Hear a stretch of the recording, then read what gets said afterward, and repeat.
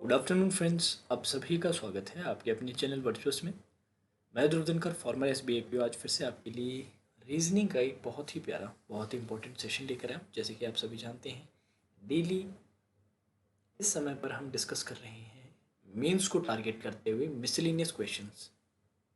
कुछ मिसलिनियस सवाल डेली हम प्रैक्टिस कर रहे हैं। इंपॉर्टेंट सेक्शन है मेंस के लिए, तो स्पेसिफिकली इसके लिए मैंने एक ये छोटा सा कोर्स स्टार्ट कर रखा है। ज़्यादा टाइम नहीं लूँगा आपका। मोस्ट ऑफ द सेशंस आपके 30 मिनट्स के अंडर ही रहते हैं, ज़्यादा समय भी नहीं लगता। और ये कुछ स्पेसिफिक क्वेश्चंस हैं जिनकी ज़्यादा प्रैक्टिस आपको मिल भी नहीं पाती है और तरीका भी पता नहीं चल पाता। और जनरली मेंस में इनका लेवल काफ़ी अच्छा रहता है, इन पे थोड़ा सा स्पेशल फोकस किया जा रहा है। ठीक है, अब सेशन स्टार्ट करें उससे पहले सभी से एक छोटी सी रिक्वेस्ट है कि एक बार के लिए आप हमारा जो शेड्यूल है सभी सेशंस का वो ज़रूर देख लीजिएगा। ठीक है, अब देखिए पॉजिटिव न्यूज़ आना स्टार्ट हो चुका है। अब आप एक्सपेक्ट कर सकते हैं धीरे धीरे जो रिक्रूटमेंट प्रोसेस है वो आगे बढ़ेगी। तो जिन्होंने अभी तक सीरियसली प्रिपरेशन स्टार्ट नहीं की थी उनसे रिक्वेस्ट है कि सीरियसली प्रिपेयर कीजिए। और बहुत सारे नए सब्सक्राइबर्स हमारे चैनल से जुड़े हैं, नए एस्पिरेंट्स हमसे जुड़े हैं, उनसे रिक्वेस्ट है जिनको शेड्यूल के बारे में नहीं पता। देखिए, न्यूज़ का बताना, अपडेट बताना, ये सारी चीज़ें तो साइड कवर के, मेन जो इस चैनल का फोकस है वो है आपको अच्छे से तैयारी करवाना, आपको एग्ज़ाम रेडी करना और आपको फाइनल सिलेक्शन अचीव करने में हेल्प करना। ठीक है, तो इसके लिए पूरा का पूरा शेड्यूल आपके सामने है। ये अनअकैडमी का फ्री सेशन है, फिर अनअकैडमी के प्लस के कोर्सेज भी मेरे हैं, यूट्यूब पे भी सेशंस हैं, उनको आप अच्छे से फॉलो कर सकते हैं। ठीक है, तो इसका देख लीजिए। इसके साथ ही साथ अगर आप नए सब्सक्राइबर हैं और अभी तक टेलीग्राम चैनल ज्वाइन नहीं किया तो टेलीग्राम चैनल ज़रूर ज्वाइन कर लीजिए। यूट्यूब का जो चैनल नेम है वही टेलीग्राम चैनल नेम भी है। अब आप रेगुलर सब्सक्राइबर है, रेगुलरली फॉलो कर रहे हैं सारे सेशंस को हमारे, तो एक नंबर आपको नीचे दिया गया है। यहाँ पर मैंने आप लोगों के लिए एक छोटा सा स्टडी ग्रुप बना रखा है व्हाट्सएप पे। तो इस नंबर पे आप मैसेज कर दीजिएगा अपने नेम के साथ, add me to the group, और मैं आपको हमारे ग्रुप में ऐड कर लूँगा। ठीक है, तो बातें खूब हो चुकी है, आज का सेशन अब स्टार्ट करते हैं। चलिए, सबसे पहले आपके सामने है मीन्स लेवल कोडिंग डिकोडिंग। अब इस सवाल का जो लेवल है वो है extreme difficult, extremely high level का सवाल है। मोस्ट प्रोबेबली ज़्यादातर स्टूडेंट से नहीं होने वाला। कोई बात नहीं, आपको बस अपनी तरफ से अटेम्प्ट देना है। अटेम्प्ट ज़्यादा इम्पॉर्टेंट है, अटेम्प्ट देने से हमें नहीं घबराना है। तो एक बार अटेम्प्ट दे लीजिए, फिर उसके बाद देखेंगे। चलिए, आई होप आप सभी ने अटेम्प्ट कर लिया है, आई होप सभी अटेम्प्ट कर चुके हैं। लेट्स सी यार क्या था। आपके यहाँ पर कोड्स पे सीधा फोकस कीजिए। आपके कोड क्या दे रखा है, कोड क्या दे रखा है। जैसे आपको कोड दिया हुआ है $10 ठीक है, तो एक नंबर है, एक आपके पास सिंबल है और एक आपके पास वर्ड है। तो सबसे पहले जैसे नंबर पे फोकस करें। ठीक है सर, नंबर किसका हो सकता है? सर किसी का भी हो सकता है। जनरली आप फर्स्ट लेटर पे चेक करते हैं, उसकी प्लेस वैल्यू पे, सेकेंड लेटर की प्लेस वैल्यू पे, या फिर लास्ट लेटर की या सेकेंड लास्ट की। अब यहाँ पर मैं आपको सीधा बता देता हूँ क्योंकि फाइंड आउट करना बहुत ज़्यादा डिफिकल्ट था। जैसे कि मैंने आपको बोला था, हाई लेवल है ये बहुत ज़्यादा, और इस तरह का सवाल अगर पेपर में आता है तो मोस्ट प्रोबेबली आपसे सॉल्व नहीं हो पाएगा। पर एक बार आप ये पैटर्न अगर देख लेंगे, एक बार आप ये कोड कैसे किया गया ये देख लेंगे, तो फिर कभी भी इस टाइप का आएगा तो एक बार आपके माइंड में ज़रूर आएगा कि यार ये मैं एक चेक करके और देख सकता हूँ। अब यहाँ पर क्या हो रहा है, यहाँ पर नंबर के लिए जो पैटर्न लग रहा है वो है place value of second letter plus place value of second last letter। अच्छा जी, place value of second letter and place value of second last letter। ठीक है, अब सर ये कैसे पता चला 10 किसकी आ रही होगी? सर चेक कर लीजिए, जैसे कि आपने चेक किया आई और ए के लिए। सर आई और ए के लिए आपने चेक किया, जिसमें ए की प्लेस वैल्यू कितनी थी सर? 1 थी। अब आई की क्या प्लेस वैल्यू 9 आ रही है क्या? एक बार चेक करके बताइएगा, जल्दी से चेक कर लीजिए। बिल्कुल आ रही है सर। तो ये जो लाइव स्ट्रीम जो वर्ड था, इसका जो सीधा सीधा कोड आपका क्या आ रहा है? $10 ई आ रहा है। अब आपको मैंने पैटर्न तो ऑलरेडी बता दिया है कि किस तरह से नंबर को कोड किया गया है। सर सेकंड और सेकंड लास्ट लेटर की प्लेस वैल्यू को ऐड करके नंबर फाइंड आउट किया है, जो बहुत रेयर होता है, निकालना डिफ़िकल्ट रहता है। ये भी आप देख सकते हैं, पर ये तब देख पाएंगे जब आपको एग्जैक्टली वर्ड का पता है, मतलब इस कोड का अगर मुझे लाइव स्ट्रीम वर्ड पता होता, अगर मुझे पहले से पता होता कि इस कोड का जो वर्ड है वो लाइव स्ट्रीम है, तब मे बी मैं फाइंड आउट कर सकता था थोड़ा, 2-3 हिट एंड ट्रायल अलग अलग पैटर्न्स चेक करके। अभी तक मुझे पता नहीं था। अब लेट्स सी, क्या सिंबल का पहचानना आसान था क्या? सर सिंबल्स में हम ये देखते हैं हमेशा कि कितने सिंबल्स आपको टाइप के दे रखे हैं। तो 4 टाइप के सिंबल्स हैं मेरे पास। क्या क्या है? एक तो मुझे एट द रेट दिखाई दे रहा है, मुझे एंड दिखाई दे रहा है, मुझे हैशटैग दिखाई दे रहा है और मुझे डॉलर दिखाई दे रहा है। अब मैं आपका टाइम वेस्ट नहीं करूँगा, सीधा मैं आपको पैटर्न बता देता हूँ, क्योंकि इसका पैटर्न भी ईजी नहीं था। ईजी नहीं था, पर सिंबल में ये पैटर्न बहुत बार देखने को मिलता है। Based on number of vowels, not number of letters, based on number of vowels. अब सर लाइव स्ट्रीम में कितने वोवल्स हैं, एक बार चेक करके बताइएगा। 1 2 3 4, तो यहाँ पर क्या है? डॉलर। 4 पे डॉलर है। अब इसी तरीके से जैसे अपने ने किसके लिए चेक किया सर? वुड के लिए लेट्स से चेक किया होता, वुड के लिए लेट्स से चेक किया होता। वुड में कितने थे सर? 1 2। अब सर 2 थे, अब 2 किसका है कैसे पता चले सर? और कहीं पर है क्या? जैसे यहाँ पर आप सारों पे लिख लीजिए एक बार। 2, यहाँ पर 1, यहाँ पर 1 2 3, 3 है सर। ठीक है। अब सर ये चेक करते हैं बाकियों पे क्या क्या। यहाँ पर कितने थे? 4 थे सर। 1 2 3, यहाँ पर 3 है, 1 है सर। यहाँ पर 1 2 3 4 है सर। तो यहाँ पर 2 वाला नहीं दिखाई देगा सर। ऊपर में से कौन सा यहाँ पर नहीं दिखाई दे रहा है सर? ऊपर वाले में से यहाँ पर हैशटैग नहीं दिखाई दे रहा। दैट मीन्स हैशटैग का क्या है सर? नंबर ऑफ वोवल्स 2 का है। ठीक है सर।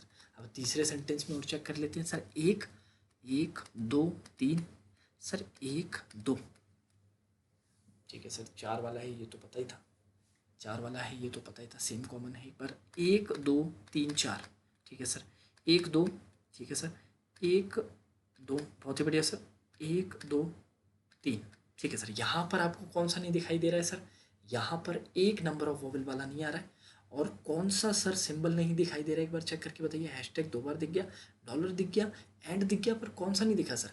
एट द रेट नहीं दिखा सर। यहाँ पर क्या आ जाएगा? 1, और एंड पे क्या आ जाएगा? 3 आ जाएगा। तो ये आपका based on number of vowels symbol की कोडिंग हो रही है। ठीक है सर। नंबर का कोडिंग देख लिया, सिंबल कोडिंग देख लिया, अब वर्ड कोडिंग देख लेते हैं, या फिर क्या बोले, वर्ड नहीं, लेटर कोडिंग देख लेते हैं क्या रहा है। ई। तो मैं आपका टाइम वेस्ट नहीं करूँगा, जैसे कि मैंने आपसे कहा था, सीधा मुद्दे की बात पे आते हैं। देखिए, जो भी आपको वर्ड दे रखा है, जैसे $10 ई, इसका वर्ड है लाइव स्ट्रीम। लाइव स्ट्रीम में सबसे बड़ा अल्फ़ाबेट ढूंढिए सर। लाइव स्ट्रीम में सबसे बड़ा अल्फ़ाबेट है वी, सबसे बिगेस्ट अल्फ़ाबेट, या फिर मैं बोलूँ तो लार्जेस्ट अल्फ़ाबेट, या फिर हाईएस्ट अल्फ़ाबेट, कुछ भी बोल सकते हैं आप। ठीक है, अल्फ़ाबेटिकल ऑर्डर में। और इसके सर बिल्कुल अपोजिट देखिए कौन सा आ रहा है, इसके बिल्कुल रिवर्स में अल्फ़ाबेटिकल ऑर्डर के अकॉर्डिंग क्या आ रहा है ये देख लीजिए सर। वी के बिल्कुल अपोजिट आता है ई आता है सर। तो यहाँ पर उसी तरीके से क्या किया गया है? कोड किया गया। तो करना क्या है सर? कुछ नहीं करना है। जो हाईएस्ट अल्फ़ाबेट है, जो लार्जेस्ट अल्फ़ाबेट है, उसका बिल्कुल रिवर्स जो अल्फ़ाबेट है वो आपको लेटर कोडिंग दे देगा। तो सबसे बड़ा था वी, वी के अपोजिट क्या आ गया? ई। बहुत ही प्यारा सवाल है, हाई लेवल है। इस तरह के सवाल, इतने हाई लेवल के सवाल आपको पेपर में बिल्कुल देखने को मिलता है, पर क्लर्क मेंस में नहीं, पीओ मेंस में। ठीक है, क्लियर है? आगे बढ़े। चलिए, अब ये सवाल काफ़ी ईजियर है, क्लर्क मीन्स के लेवल का सवाल है। ये आप आराम से सॉल्व कर सकते हैं। ये नहीं सॉल्व हो पाता तो कुछ ना कुछ प्रॉब्लम है, फिर बात नहीं बन पाएगी। ये आराम से हो जाना चाहिए। चलिए, आई होप आप सभी ने अटेम्प्ट कर लिए, टाइम नहीं वेस्ट करेंगे। 1 मिनट यहाँ पर। अच्छा, इनपुट मैंने मिस कर दिया, सॉरी सॉरी सॉरी, 1 मिनट के लिए वेट कीजिएगा। इनपुट मैंने यहाँ पर मिस कर दिया। अच्छा अच्छा, तो मैं एक बार इनपुट आप लोगों के लिए लिख देता हूँ। सॉरी सॉरी सॉरी,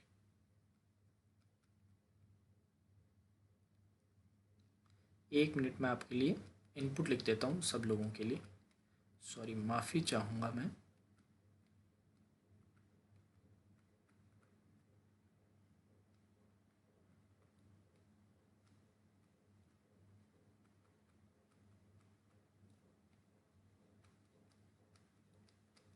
चलिए, ये इनपुट था, सॉरी। अब फिर से मैंने ध्यान नहीं दिया था। ये आपको इनपुट गिवन था। अब अटेम्प्ट कर लीजिए, पॉज करके अटेम्प्ट कर लीजिए। चलिए, आई होप आप लोगों ने अटेम्प्ट कर लिया। स्टेप 1 से स्टार्ट करते हैं सर। बहुत ही सिंपल है। स्टेप 1 में क्या किया जा रहा है सर, वर्ड्स के अंदर ही सभी अल्फ़ाबेट्स को जमाया जाए सर।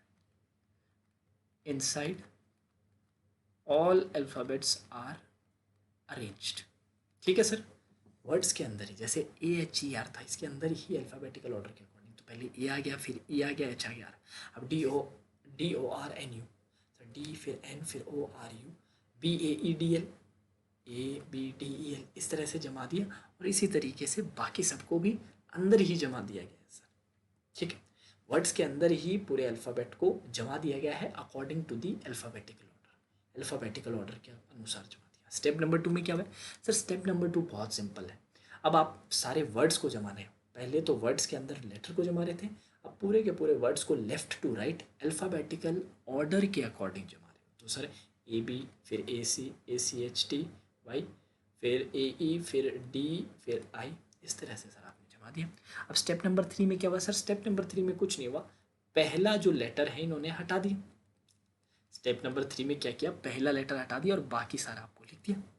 स्टेप नंबर 4 में क्या हो रहा है सर? BDE सेम है, CHT सेम है, NOR सेम है, ये भी सेम है, बस सर इन दोनों में चेंज हुआ है। तो क्या किया जा रहा है सर? नंबर है 1 2 3 और ये है 4, थर्ड और फोर्थ को आपस में क्या कर दिया है सर? इंटरचेंज कर दिया। ठीक है सर, स्टेप 5 में देखते हैं। ये सेम है, ये सेम है, ये सेम है, ये सेम है। इस बार सर इंटरचेंज कौन कौन से हो रहे? ये दोनों इंटरचेंज हो गए सर। कौन कौन से सर? सेकेंड और फिफ्थ। सेकेंड और फिफ्थ को इस बार क्या कर दिया? इंटरचेंज कर दिया। चलिए स्टेप नंबर 6 में देखते हैं सर। ये सेम है, ये सेम है, ये सेम है, ठीक है, ये सेम है, ये दोनों चेंज हो गए हैं सर। ये दोनों कौन से? फर्स्ट और second, third, fourth, fifth, six. First और सिक्स्थ को आपस में क्या कर दिया? इंटरचेंज। तो बहुत ही सिंपल सा स्टेप था। माफ़ी चाहूँगा, इनपुट लिखना भूल गया था मैंने, पर बाद में लिख दिया था। तो प्लीज़ कमेंट मत कीजिएगा कि सर आपने इनपुट नहीं लिखा है, क्योंकि आप लोग ज़्यादातर क्या करते हैं कि वो क्वेश्चन पढ़ते हैं, वहीं पॉज करके पहले कमेंट दे देते हैं। सेशन पढ़ने का नहीं सोचते आगे, पहले सोचते हैं कि एक बार कमेंट करके बता दिया जाए कि सर ये प्रॉब्लम आ रही है। तो ऐसा मत कीजिए, पूरा सेशन देखिएगा। मेरे से जो भी मिस्टेक है मुझे सेशन के दौरान ऑलमोस्ट आइडिया लग जाता है, तो मैं उसका करेक्शन एंड में कर देता हूँ, या उसी टाइम जब भी मुझे याद आता है मैं कर देता हूँ। ठीक है, अब थोड़े से रिवर्स सिलॉक्स के सवाल हैं, मिस मत कीजिएगा, ये पार्ट बहुत इंपॉर्टेंट है। तो पहला रिवर्स सिलॉक्स का क्वेश्चन आपके सामने, पॉज करके अटेम्प्ट दे दीजिए, पॉज करके अटेम्प्ट दे दीजिए। चलिए, आई होप आप सभी ने अटेम्प्ट कर लिया। कंक्लूजन 1 से स्टार्ट करते हैं। टारगेट क्या रहता है सर? टारगेट हमेशा रहता है रिवर्स सिलॉक्स के जब भी सवाल हो, एलिमिनेट करना है। तो जैसे आपको दिया है, सम हॉकी कैन बी क्रिकेट, इसको काटने वाली बात, इसको खराब करने, वॉयलेट करने वाली बात कौन सी होगी सर? कि कुछ हॉकी क्रिकेट डेफिनेट हो जाए। कैन बी बोला है ना, कैन बी का मतलब क्या होता है सर? पॉसिबिलिटी है। और अब हॉकी और क्रिकेट में डेफिनेट अगर कोई पॉजिटिव रिलेशन हो जाए, सम का, ऑल का, तो बात वहीं बिगड़ जाएगी। ठीक है सर, एक बार देख लेते हैं हॉकी और cricket. Hockey cricket, no sir hockey, अरे हॉकी क्रिकेट सर आ गई, ये हो गया सीधा बार।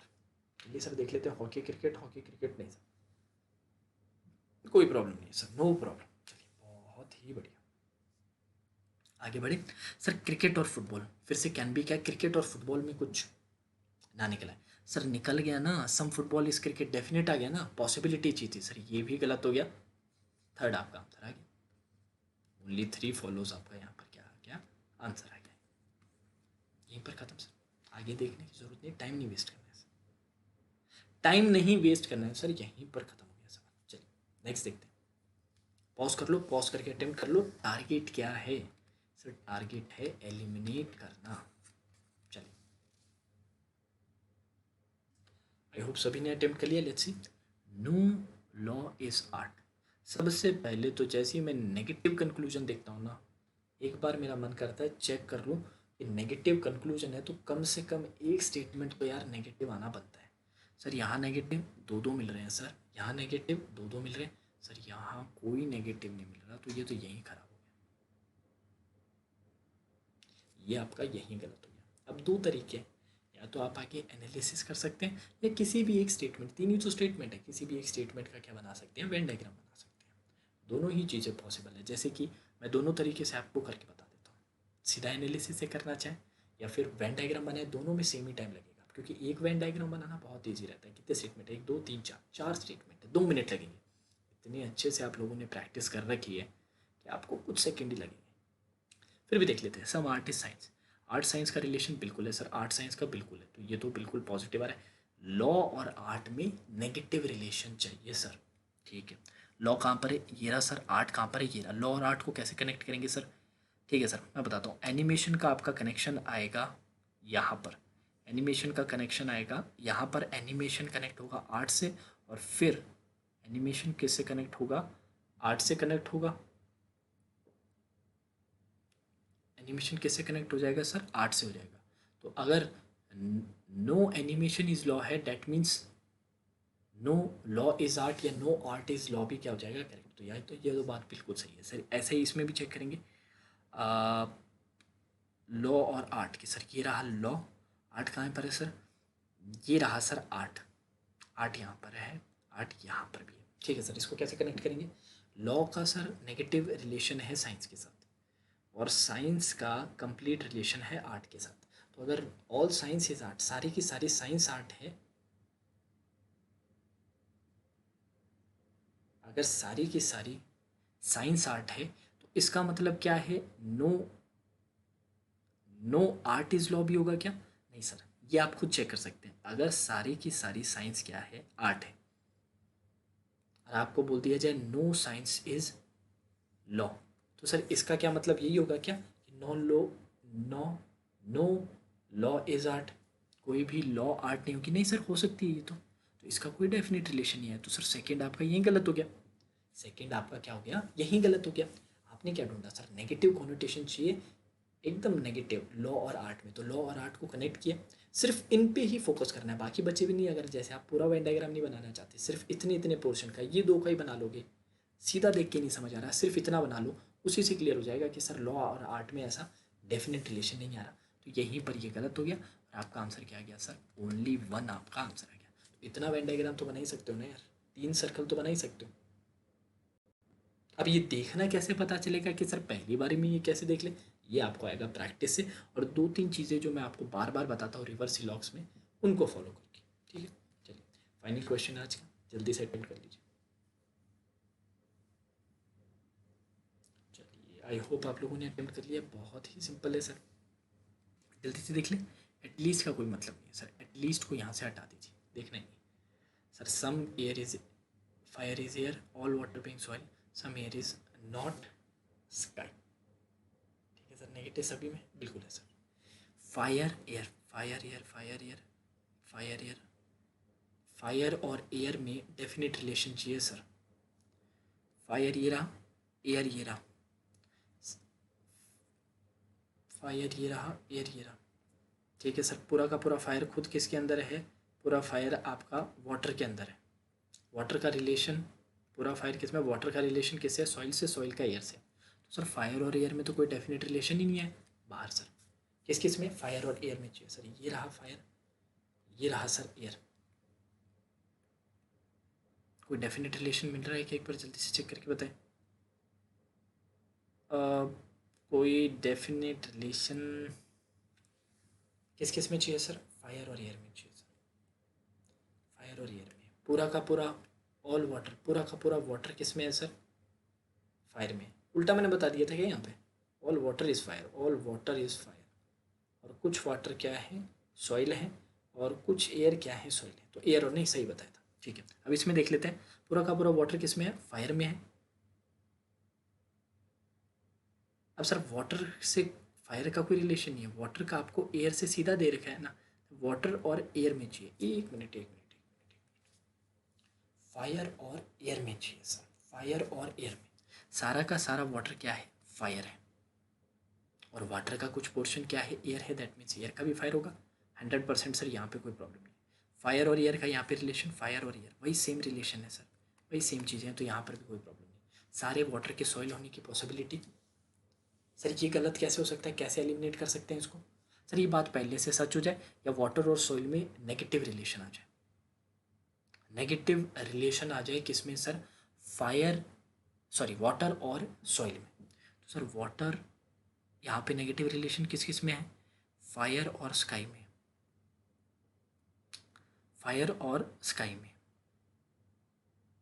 और वाटर पूरा किसका हिस्सा है, फायर का है, तो यहाँ पर बोल सकते हैं no water sky, no water is sky. Water का कुछ पोर्शन एयर है, एयर का कुछ सोइल है, नहीं सर ऐसे कोई डायरेक्ट रिलेशन नहीं यहाँ पर। ठीक है सर, अब यहाँ पर फायर भी स्काई नहीं है, फायर सॉइल भी नहीं है, याद रखिएगा। फायर का कोई भी पोर्शन किसके अंदर नहीं है, सॉइल के अंदर नहीं है। फायर खुद क्या था, वाटर का हिस्सा। तो सर इसमें बिल्कुल ये डेफिनेट बात आ रही है, देख रहे हो, अगर आप इस पर फोकस करो तो फायर का कोई भी हिस्सा किसके अंदर नहीं है सर, सॉइल के अंदर नहीं है। और वाटर खुद किसका हिस्सा है सर, पूरा का पूरा इसका है। दैट मीन्स, समझ रहे हो, समझ नहीं समझ रहे, एक बार जल्दी से देख लेते हैं फिर से। सर ये सॉरी मैंने इसके अंदर क्यों रख दिया, इसके अंदर रखेंगे। ऑल वाटर बीइंग सॉइल की पॉसिबिलिटी कब एलिमिनेट हो जाएगी, जब ये डेफिनेट आ जाए या फिर इसका बिल्कुल नेगेटिव आ जाए, मतलब नेगेटिव कॉन्नोटेशन आ जाए। सर वाटर खुद फायर का पूरा हिस्सा है, और फायर और सॉइल टच नहीं हो सकते, तो वाटर और सॉइल भी नहीं टच हो सकते, तो फिर सारे के सारे वाटर सॉइल कैसे होंगे, नहीं हो सकते सर। ओनली सेकेंड फॉलोज क्या आ जाएगा आपका आंसर, बात ही खत्म। ठीक है, तो इसको थोड़ा सा मैंने ज़्यादा डिटेल में बता दिया, आराम से बताया, क्योंकि काफ़ी सारे नए सब्सक्राइबर्स हैं जो हमसे जुड़े हैं, तो मैं थोड़ा सा डिटेल में समझाना चाहता था, बना के थोड़ा सा वेन डायग्राम, जिससे ज़्यादा क्लियर हो जाए। बाकी जनरली ये चीज़ें आप दिमाग में ही एनालिसिस कर लेते हैं, अगर दो तीन बातों का ध्यान रखें तो। और ये तो वैसे भी छोटा था, 3 ही स्टेटमेंट थे, हो सकता है आपके पेपर में 4-4 5-5 स्टेटमेंट्स के फॉर्म में ऑप्शंस दिए जाए, तो वहाँ पर वेन डायग्राम बनाना पॉसिबल नहीं होता। वहाँ पर आप बहुत सारी चीज़ें होती है जो मैंने आपको ऑलरेडी काफ़ी सेशंस में बता भी रखा है रिवर्स सिलॉक्स के, और आगे भी इसी तरह से मैं बताता रहूँगा, तो टेंशन मत लीजिए। अब जाने से पहले याद रखिएगा, ये एक छोटा सा शेड्यूल है आप लोगों के सामने, इसको स्ट्रिक्टली फॉलो कीजिए, कंसिस्टेंटली फॉलो कीजिए। और जिस तरह से IBPS 9 में बहुत सारे हमारे एस्पिरेंट्स हैं ना जिन्होंने स्कोर किया है, फाइनली जॉब सिक्योर किया है, उसी तरीके से नेक्स्ट ईयर आप भी इसी पोजीशन पे होंगे, बहुत खुश होंगे, ऐसी फीलिंग होगी जो पहले कभी आपने एक्सपीरियंस नहीं की होगी, बहुत प्राउड फील करेंगे, बहुत रिलीव फील करेंगे, बहुत ही खुश फील करेंगे। ठीक है, तो इस फीलिंग के लिए अभी सेक्रीफाइस देना पड़ेगा, अभी जी जान लगानी पड़ेगी, कंसिस्टेंटली रेगुलरली स्टडी करनी पड़ेगी। ठीक है, वो जाने से पहले रिक्वेस्ट है, जिन्होंने अभी तक सब्सक्राइब नहीं किया चैनल को सब्सक्राइब कर दीजिए, वीडियो पसंद आए तो लाइक कीजिए और डेली सेशंस को फॉलो कीजिए। Now that's all for today's session. Have a great evening.